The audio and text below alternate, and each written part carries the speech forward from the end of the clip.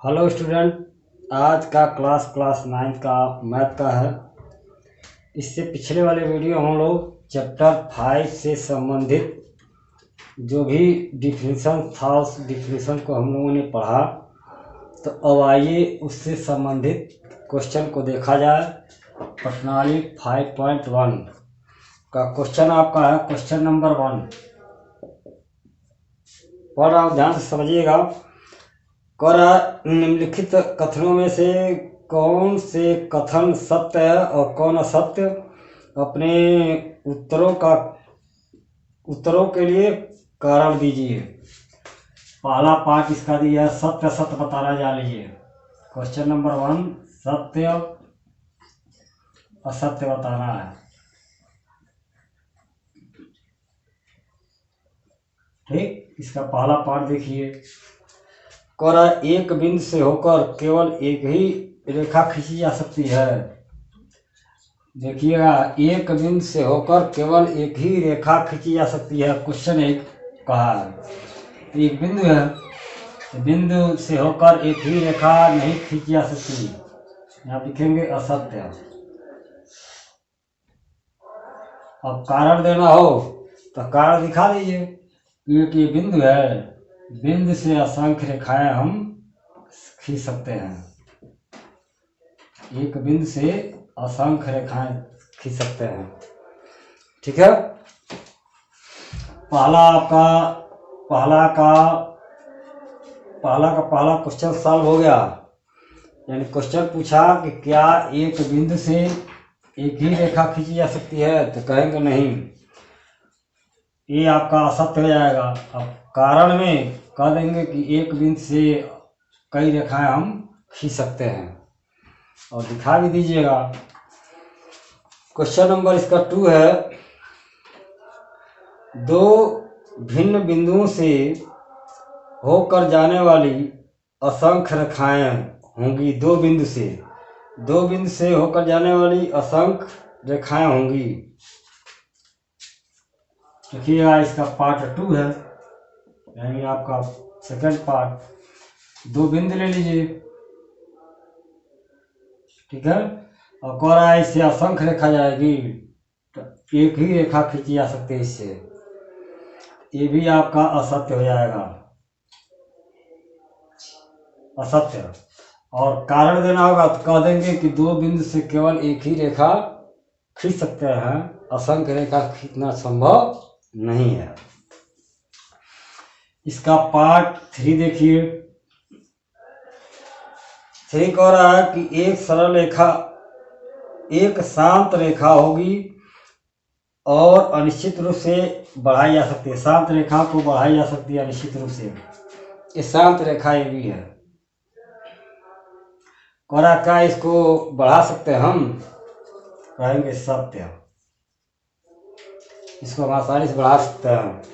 अब कारण दिखाना हो तो इसको आगे बढ़ा दीजिए, इसको आगे बढ़ा दीजिए, ये कारण हो जाएगा कि शांत रेखा है, उसको हम अपरिमित रूप से आगे या पीछे बढ़ा सकते हैं।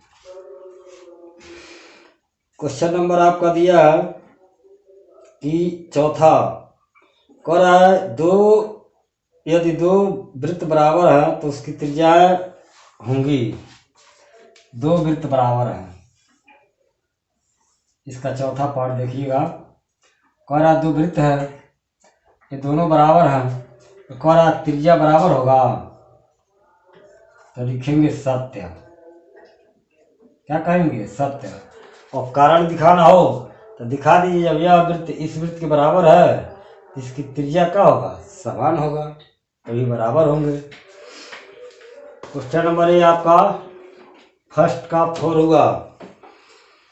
क्वेश्चन नंबर आपका 5 देखिए। इसी का कह रहा आकृति में आपका दिया है ए बी बराबर पी क्यू बराबर एक्स वाई। तो कह रहा का ए बी एक्स वाई के बराबर होगा।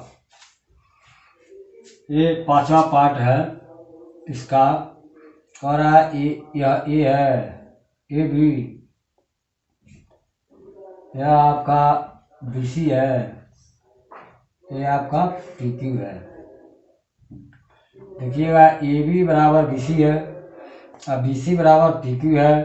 तो कह रहा क्या यह जो है ए बी जो है पी क्यू बराबर होगा? तो होगा ही, ए बी जो है पी क्यू के बराबर हो जाएगा। ठीक है, ये भी सत्य हो जाएगा। अब आइए इसका अगला क्वेश्चन नंबर 2 है, उसको देखा जाए।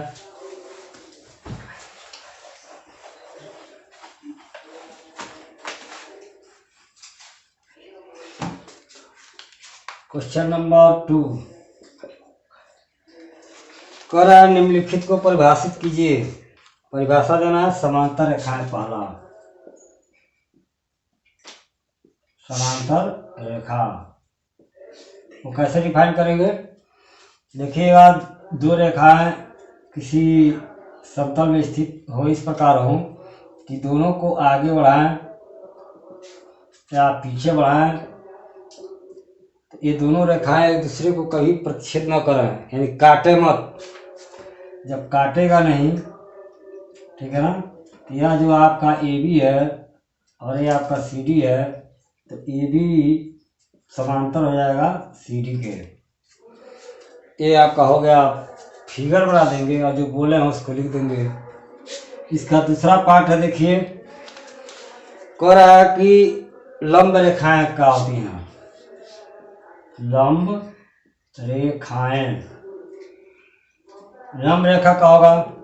देखिएगा, दो रेखाएं इस प्रकार स्थित हो कि एक रेखा दूसरी पर लंब हो, ये दोनों रेखा क्या कहलाएंगी? लंब रेखा कहलाएगी। जैसे ए बी है, यह आपका पी क्यू है। अब कहेंगे कि ए बी पर लंब है पी क्यू, या लिख सकते हैं या पी क्यू लंब है ए बी पर। यही आपका परिभाषा लिखेंगे कि दो रेखाएं किसी तल में इस प्रकार स्थित हो कि दोनों रेखाएं परस्पर लंबवत कोण निरूपित करता है, तो इस कंडीशन में ये दोनों रेखा का कहलाएंगी लंब रेखा कहलाएंगी। जैसे दिखा दीजिए कि ए बी पर पी क्यू लंब है या पी क्यू पर ए बी पर लंब है। ठीक है, अब आइए इसका थर्ड पार्ट देखिए। करा रेखाखंड, इसका तीसरा पार्ट है करा रेखाखंड। रेखाखंड कहते किसे हैं? कि कोई रेखा हो तो रेखा का जो भाग होगा, किसी रेखा का जो भाग होता है वही भाग रेखाखंड कहलाता है। यानी पी क्यू क्या कहलाएगा? रेखाखंड। रेखाखंड। अगला कह रहा है वृत्त की त्रिज्या। चौथा आपका है वृत्त की त्रिज्या। कैसे डिफाइन करेंगे? यानी यह जब कहते हैं कि कोई किसी निश्चित बिंदु से समान दूरी पर स्थित बिंदुओं के बिंदुपथ को वृत्त कहते हैं। ठीक, उस निश्चित बिंदु से परिधि के बीच की दूरी जो होता है वृत्त की त्रिज्या कहलाती है। क्या कहलाती है? वृत्त की त्रिज्या। तो फिगर बना देंगे और जो बोले उसको लिख देंगे। उसके बाद कह रहा है वर्ग। पांचवा है वर्ग। वह आयत जिसका प्रत्येक कोण समकोण हो, प्रत्येक कोण समकोण और प्रत्येक भुजा समान हो, यानी 90 अंश हो और सारे भुजा का हो समान हो, तो ये जो आयत होगा वो आयत आपका वर्ग होगा। अब आइए क्वेश्चन नंबर 3। क्वेश्चन 3 क्या है?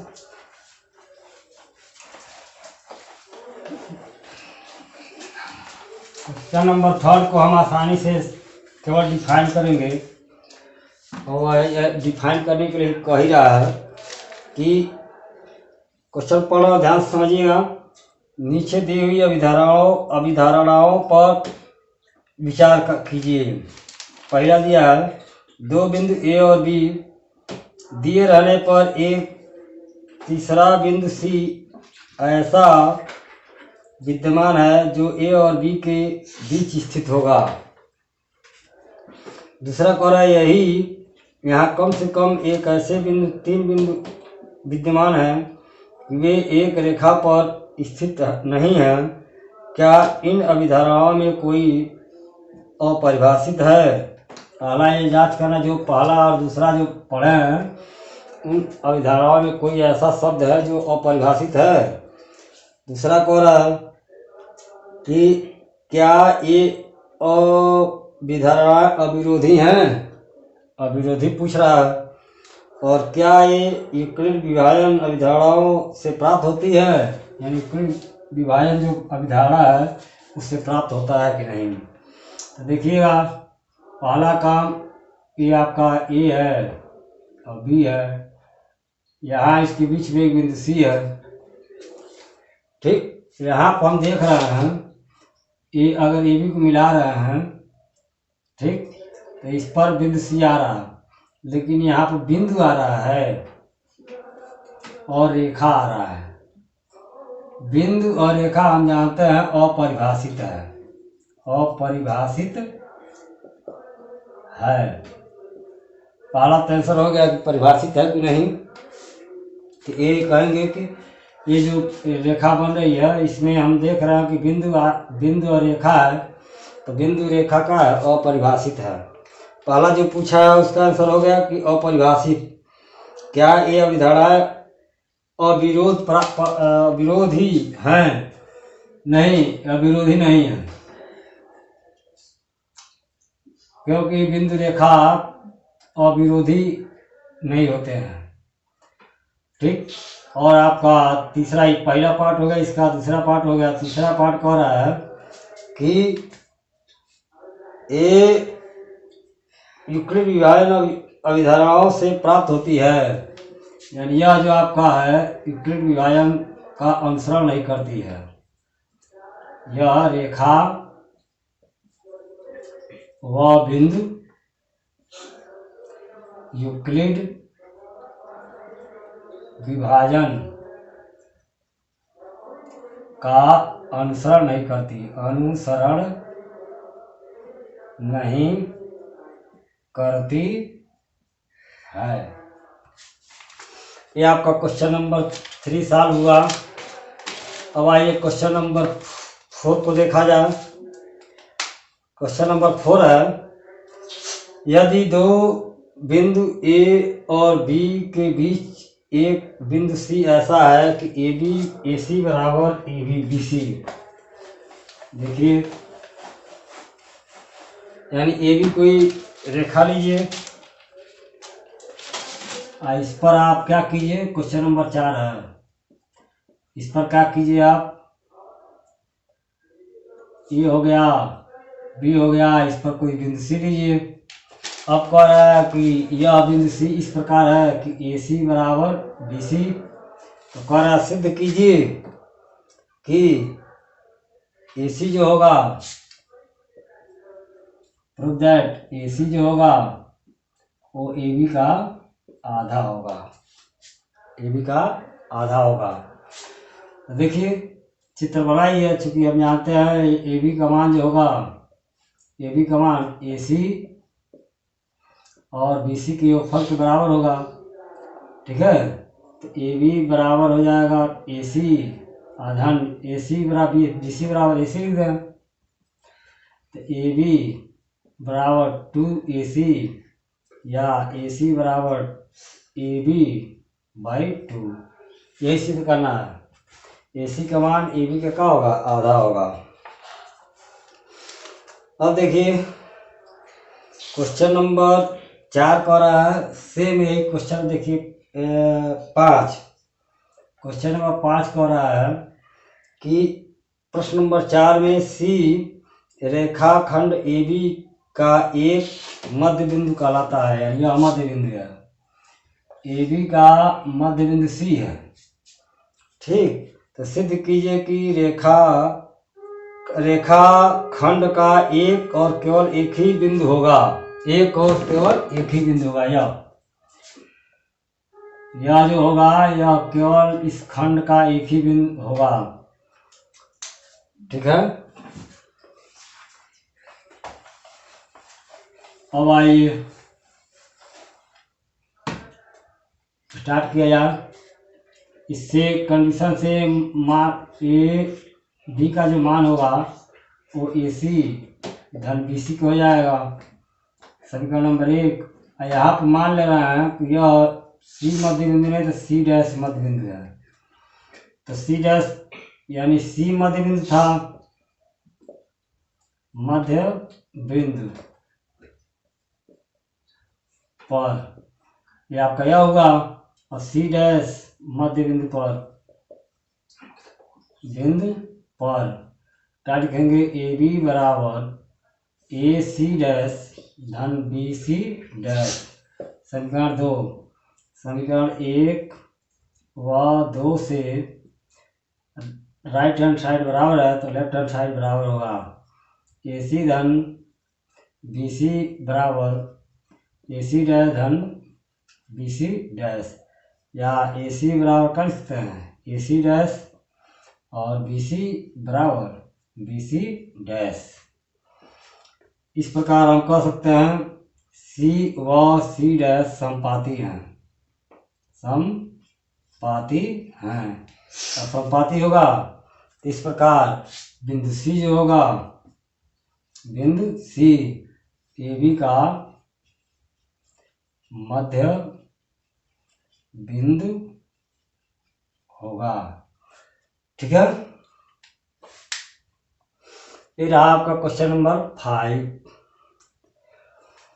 अब आइए क्वेश्चन नंबर 6 देखा जाए। क्वेश्चन नंबर 6 है द्वारा नीचे दी गई आकृति में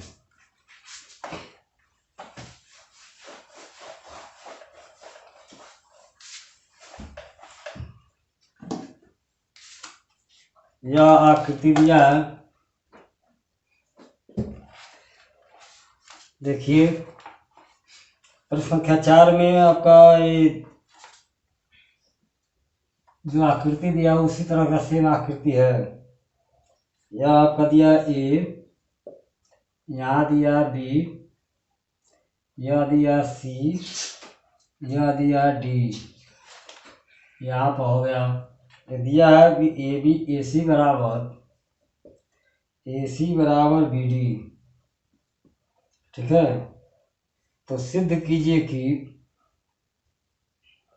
बी डी बराबर प्रूव दैट बी डी बराबर सी डी, बी डी जो है सी डी के बराबर होगा।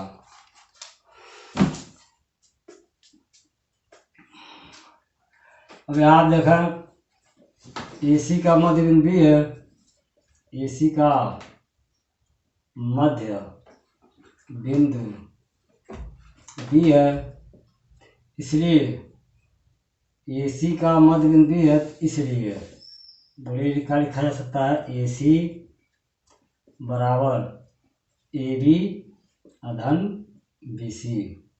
ये समीकरण 1 मान है। अब आइए बी डी का मध्य बिंदु बी डी का मध्य बिंदु सी है, इसलिए बी डी बराबर बी सी धन सी डी। समीकरण 2। समीकरण 1 व 2 यहाँ मान लीजिए आपका ए है। समीकरण 1 2 व ए से देखिए ए सी भी आप लिख सकते हैं ए बी धन बी सी। ठीक है, और बी डी आप लिख सकते हैं बी सी धन सी डी। ठीक है, हाँ तो देखिए यह आपका यह ए बी है, ये आपका ए डी नहीं था, ये आपका ए बी है। तो यही सिद्ध करना है आपका क्वेश्चन ए बी बराबर सी डी। ठीक है, अब आइए क्वेश्चन को देखा जाए। नेक्स्ट प्रश्नावली आपका 5.2 में आपका पहला क्वेश्चन क्वेश्चन नंबर 1 कह रहा है यूक्लिड की 5वीं अवधारणा के बारे में आप किस प्रकार लिखेंगे ताकि वह सरलता से समझी जा सके। 5वीं अवधारणा जो है उसी को आपको बताना है कि क्या है, उसको आसानी से समझाइए। तो यूक्लिड का 5वीं अवधारणा क्वेश्चन नंबर 1, यूक्लिड ने यह कहे कि दो रेखाएं इस तल में हो और उसको एक तीसरी रेखा काटती है, ठीक। और इस कंडीशन में देखिएगा इस कोण और यह कोण मान 1 है और 2 है, तो कोण 1 धन कोण 2 का योगफल अगर 180 अंश से कम हो, 180 अंश से कम होगा, तो इस रेखा को आगे बढ़ाने पर ये क्या करेगा, कहीं न कहीं प्रतिच्छेद करेगा, कहीं न कहीं प्रतिच्छेद करेगा। ये आपका क्वेश्चन नंबर 1 हो गया। यानी पुनः समझ लीजिए कि दो रेखाओं को एक रेखा तीसरी रेखा काटती है, तो यदि इनके अंतः कोण का योग क्या हो, 180 से कम होगा, तो इस स्थिति में ये दोनों रेखाओं को आगे की तरफ बढ़ाने पर एक दूसरे को कहीं न कहीं काटेगी। इससे स्पष्ट होगा कि यह जो रेखा होगी इस रेखा के समांतर नहीं होगी। अगला क्वेश्चन नंबर 2 है, देख लीजिए। क्वेश्चन नंबर 2 सेम यह है, ये भी अवधारणा है और ये दो रेखाओं को एक तीसरी रेखा काटती है। इस कंडीशन में यदि इसके अंतः कोणों का फल कोण 1 धन कोण 2 180 अंश के बराबर हो जाए, तो उस कंडीशन में यह रेखा इस रेखा का क्या होगी, समांतर होगी। यानी ए बी है, ए सी डी है, या पी क्यू है, आई ओ है, ओ डैश है। इस कंडीशन में क्या होगा, ए बी समांतर सी डी हो जाएगा, और यहाँ पर ए बी समांतर सी डी नहीं होगा, ठीक है। अब हम लोग नेक्स्ट वीडियो में चैप्टर नंबर 6 को स्टार्ट करेंगे। तब तक के लिए आपको धन्यवाद।